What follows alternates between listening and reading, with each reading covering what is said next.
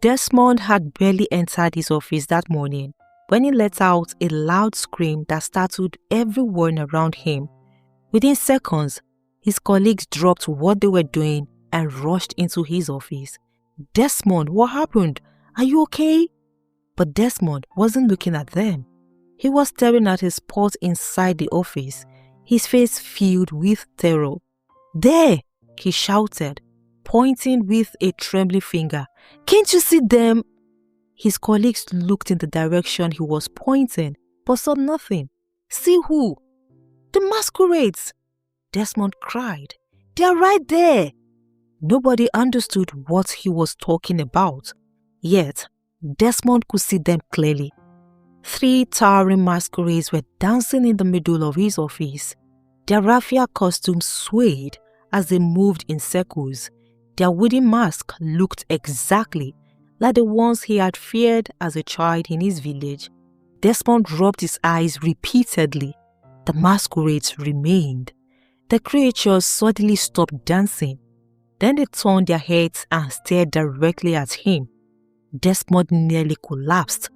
"I want to leave!" he screamed, but his colleagues held him. "Please, calm down.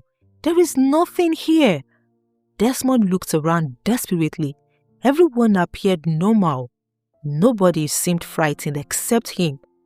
Then, just as suddenly as they had appeared, the masquerades vanished, as though they had never been there. The office fell silent. Desmond stood frozen. His heart pounded against his chest. For the rest of the day, he tried to focus on work, but his hands shook whenever he remembered those eyes staring at him. By evening, he drove home in silence.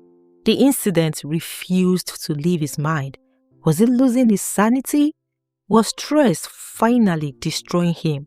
He barely slept that night. The next morning, he arrived at the bank hoping it had all been a strange hallucination. The moment he stepped into his office, his blood ran cold. The masquerades were back, dancing, spinning, staring. Desmond let out an even louder scream than before. The entire floor erupted into panic.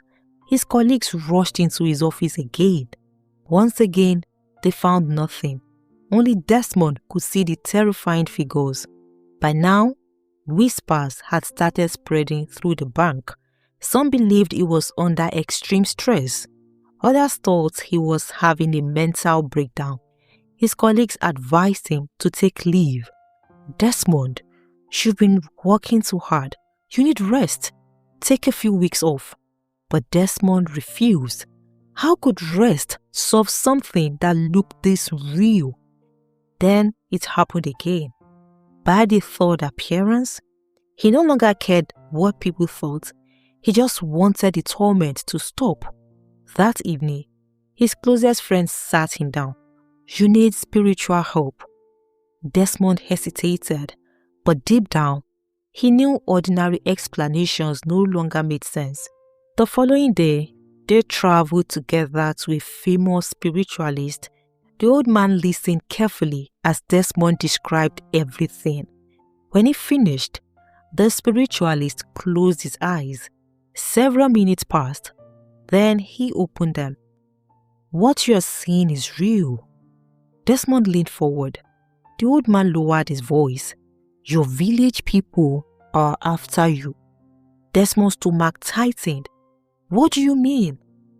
"You received a huge amount of money recently." The statement hit him immediately. It was true. Only a few weeks earlier, Desmond had suddenly come into an enormous amount of money. The spiritualist nodded slowly. "They are jealous. They don't want you to enjoy your success." Fear washed over Desmond. At last, someone seemed to have an explanation. The spiritualist performed several rituals before making small incisions on parts of Desmond's body. When he finished, he smiled confidently. "You will never see those masquerades again." For the first time in weeks, hope returned. Desmond went home relieved, and surprisingly, the old man's solution appeared to work. 1 day passed, nothing happened. 3 days, still nothing. The masquerades had vanished. Desmond felt victorious. The nightmare was over, or so he thought, because after a few peaceful days, something far worse began. The masquerades returned, not in his office, not while he was awake, but in his dreams. The first night, they chased him through a dark forest. The second night, they surrounded him. The third night, they attacked him. Their sticks crashed against his body. Their whips tore into his skin. He screamed, begged, cried, but they showed no mercy. The pain felt unbelievably real. Then he woke up, sweating, shaking, breathing heavily. But what terrified him most wasn't the dream. It was the pain. His entire body hurt, exactly where they had beaten him. He switched on the light. His heart nearly stopped. Fresh marks covered parts of his body. Desmond stumbled backward. No! His voice barely came out. This can't be happening. Yet it was. Night after night, the attacks continued. Every evening became a source of terror. He stopped looking forward to sleep.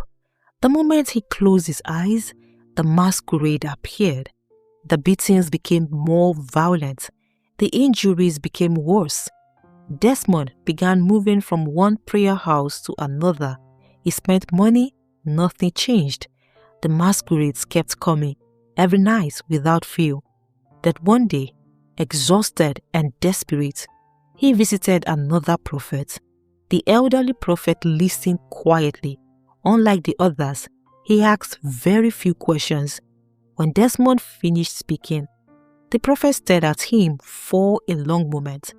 Then he said something unexpected. "You took what does not belong to you." The words landed like a hammer. Desmond frowned. "What?" "You heard me." The prophet's eyes narrowed. "You took what belongs to someone else, and until you return it, your suffering will only increase."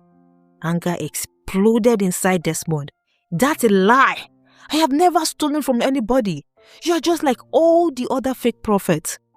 The prophet remained calm, but Desmond stormed out furiously. He drove home convinced the man was a fraud. Yet that night, everything changed. The masquerade came again. Only this time, there were dozens of them. They chased him through darkness. Their footsteps thundered behind him.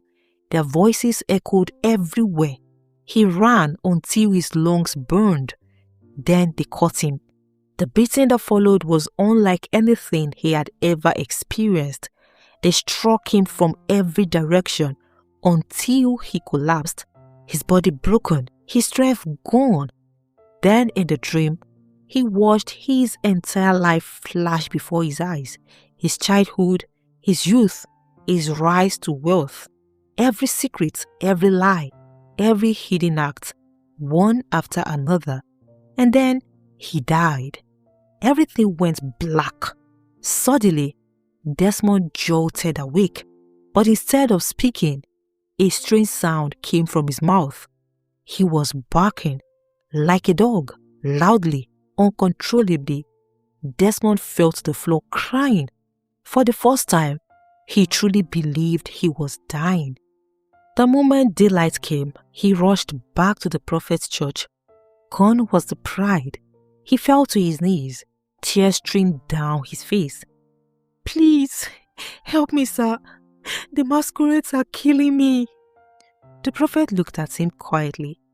"Then, tell me the truth." Desmond lowered his head. His body shook. At last, he confessed. The prophet had been right all along. But before Desmond could ask for prayers, the prophet raised his hand. "No." Desmond froze. "No prayer will help you. No anointing oil. No fasting. No deliverance." The prophet's voice became firm. "There is only one way." Desmond's heart pounded. The prophet pointed directly at him. You must return what you stole. You must confess to the person you wronged. You must make restitution. Until you do, no power on earth will set you free. Desmond ran out of the prophet's church like a man being chased by death itself. The prophet's word kept ringing in his ears. Return what you stole, or nothing will save you. Desmond was truly afraid. The memories of the previous night's nightmare refused to leave him. The death had felt real, and deep inside, he knew the next attack might be his last. Without returning home, he drove straight to Madame Felicia's address. But when he arrived, he froze. Household items were scattered everywhere. Plastic chairs, a mattress, cooking pots, buckets. Everything was outside. Madame Felicia sat on the ground beside her belongings, crying quietly. Her 2 children sat close to her. The landlord had finally carried out his threats. They had been evicted. Desmond's chest tightened. The sight hit him harder than any masquerade ever had. This was the woman he had destroyed. Before anyone could ask questions, Desmond rushed forward. Then he fell flat on the ground. Madame Felicia looked up in shock. The neighbors became silent. Desmond began crying uncontrollably. Please, forgive me. Madame Felicia frowned. What are you talking about? Please forgive me. Desmond rolled on the dusty ground. His expensive clothes became stained. His face was covered in tears. People watched in disbelief. Madame Felicia knew him. Of course she knew him. Desmond had been her late husband's account officer. Throughout her painful struggle with the bank, he had been the one assisting her. Or at least, that was what she thought. Whenever she came to the bank, Desmond welcomed her politely. Whenever she felt frustrated, he encouraged her not to give up. He had always appeared helpful, patient, professional, trustworthy. Now he was on the floor begging, like a condemned man. Madame Felicia stared at him. Desmond, what is going on? Desmond could barely speak. Please, just show me mercy. For God's sake, forgive me. The widow's confusion grew. Forgive you for what? Then Desmond lifted his head. His face was soaked with tears. And finally, he confessed. The words came out trembling. I stole your husband's money. Madame Felicia's eyes widened. For a moment, she thought she had heard wrongly. What? Desmond broke down again. I stole it. The widow's body froze. Her mind immediately traveled back to the day her husband died. Life had changed overnight. The man who had carried the family was suddenly gone. The grief alone was unbearable. The reality arrived. Bills, school fees, food, rent, everything landed on her shoulders. At first, she wasn't too worried. She knew her husband had money. Before his death, he had completed a major contract. The payment had not yet arrived then, but it was expected soon afterward. Her husband had discussed it with her. He wasn't the type to hide important matters. A few months after the burial, she gathered her courage and visited the bank. That was when she met Desmond. The moment Desmond accessed the account, he noticed something. The expected payment had already arrived. The balance was enormous, far larger than he had anticipated. That discovery planted a dangerous seed in his heart: greed.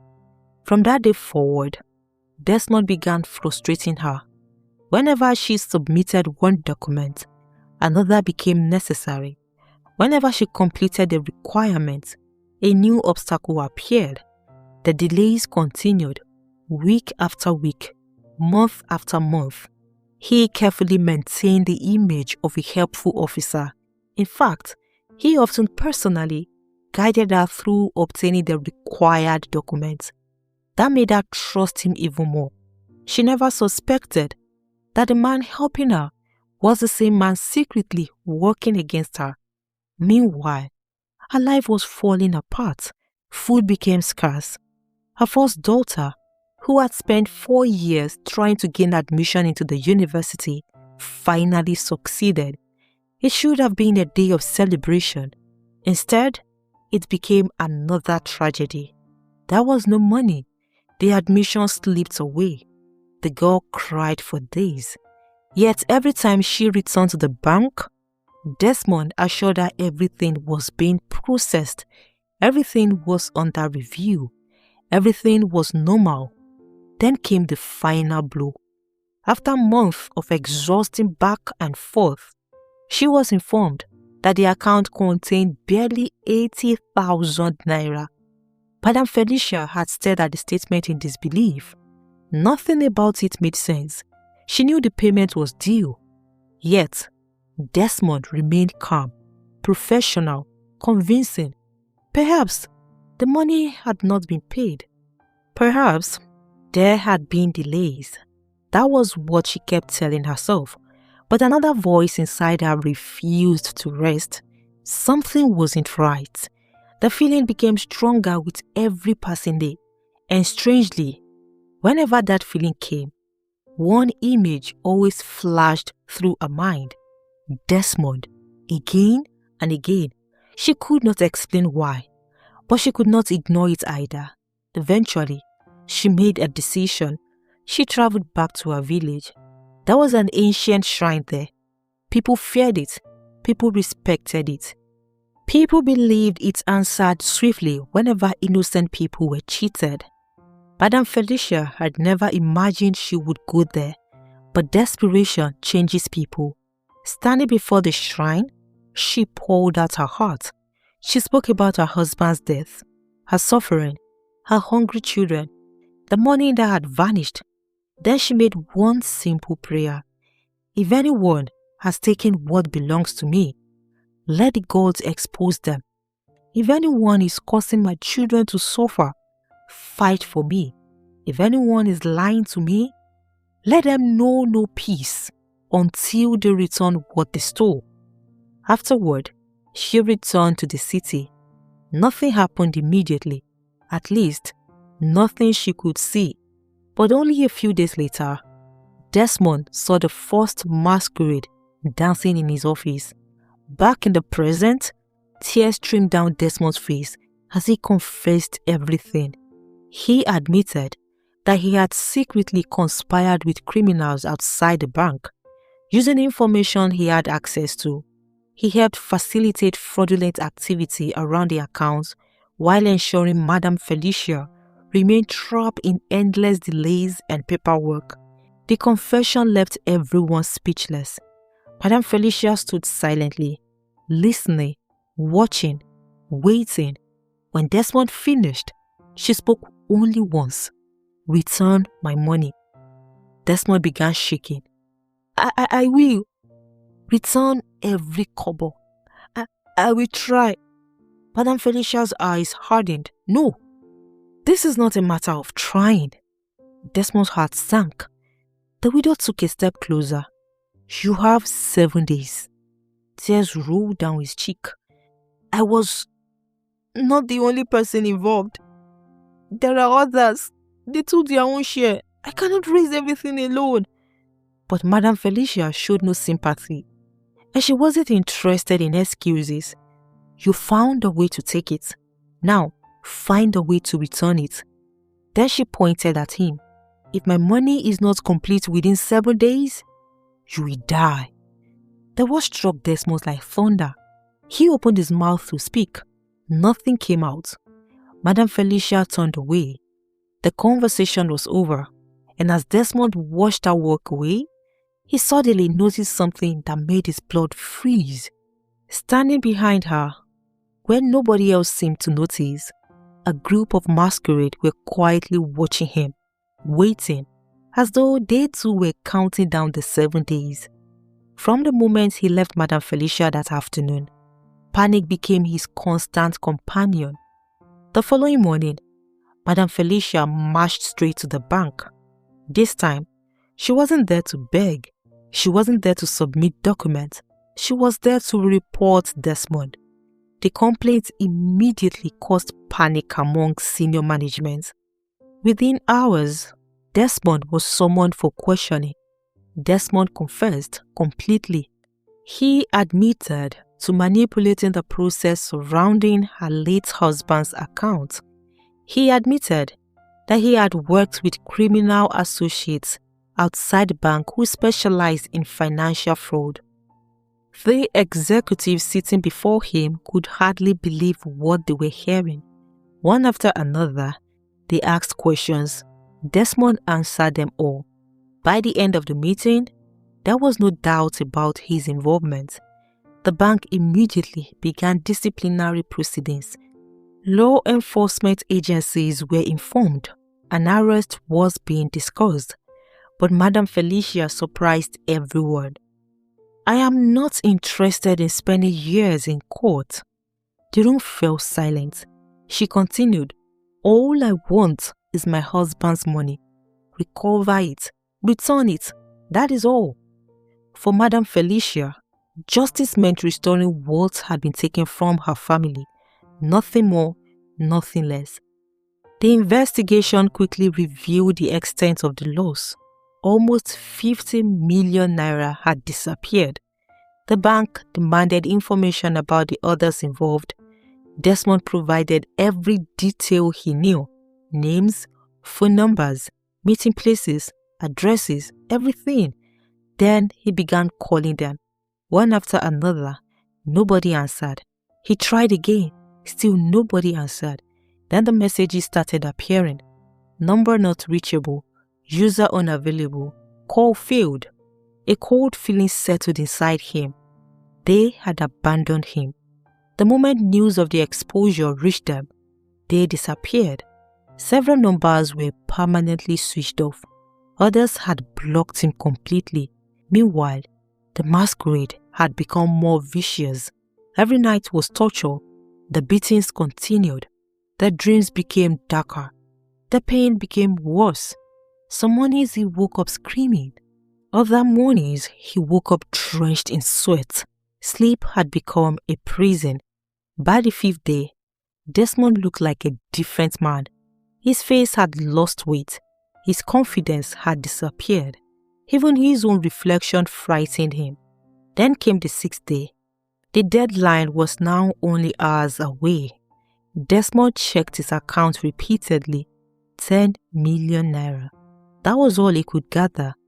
Most of his share had already been spent on luxury purchases, an investment he could not liquidate quickly enough. 50 million was required, but he had only 10. The realization crushed him. That evening, he transferred every kobo he had managed to raise to Madam Felicia. When the transaction was completed, he sat quietly, staring at the receipt. It felt meaningless. He still owed millions, and tomorrow would be the 7th day. For the first time since childhood, Desmond cried, not because he had been caught, but because he genuinely believed he was going to die. That night, he did not sleep. He simply sat on the floor of his apartment, waiting, listening. Every sound made him jump. Every shadow frightened him. Every passing hour felt like a countdown. Midnight came, then 1 a.m., then 2 a.m., still alive. But fear refused to leave. Meanwhile, something unexpected was happening elsewhere. The authorities had continued investigating the case. Desmond's confession had provided valuable leads. Investigators tracked phone records, financial transactions, and movements connected to the missing funds. Then came a breakthrough. One of the accomplices had been spotted attempting to leave the country through an unofficial border route. His suspicious movement triggered attention. Further investigations exposed others connected to the scheme. Within a short time, several members of the network were apprehended. The arrest created panic amongst those still hiding. As investigators dug deeper, they uncovered funds linked to the fraud. Accounts were traced. Assets were identified. Large portions of the stolen money were recovered. The news spread quickly. By the afternoon of the 7th day, recovery efforts had yielded enough funds to cover the outstanding balance owed to Madam Felicia. The bank immediately processed the restitution. When Madam Felicia received confirmation that the full amount had been restored, she sat down quietly. For several minutes, she said nothing. Then she began to cry, not tears of sorrow, tears of relief. Month of suffering, month of humiliation, month of uncertainty, finally over. For the first time since her husband's death, hope returned.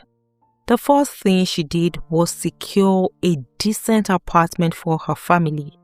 No more threat from landlords, no more fear of eviction, no more sleeping with anxiety. Next, she paid every outstanding school-related expense.